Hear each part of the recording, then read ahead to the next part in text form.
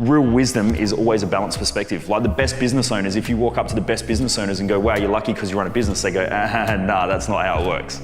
Business is a pleasure and a pain. It's a dream and a nightmare.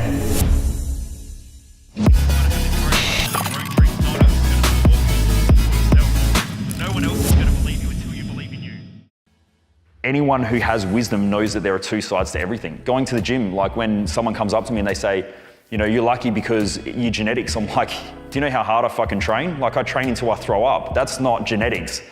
That's training as a 14-year-old kid to now being 35. That's what, 21 years of training, almost every day. I've never gone longer than maybe, the longest stint I just had was 3 weeks. That's the longest stint I've ever had in my life of non-training. You know, and but most people just go, well, you're lucky. It's not that, it's just that I know that exercise comes with both pleasure and pain. You don't get the pleasure of feeling great about yourself without the pain of having to go to the gym and exercise and pushing yourself. You don't get that. If you want to go to the gym and go for a walk on a treadmill every day of your life, that's not exercise. That's you convincing yourself that you're training when you're not actually training. What you're doing is you've just convinced yourself that you're exercising, but you're not going to get the results, and then you're going to say exercise doesn't work. That's horseshit. Okay, you just haven't fucking trained. What you've done is you've gone and you've asked yourself, I'm going to the gym, how do I make it easy? It's not about that, it's how do I push myself to the limit so I can get the reward at the end of it.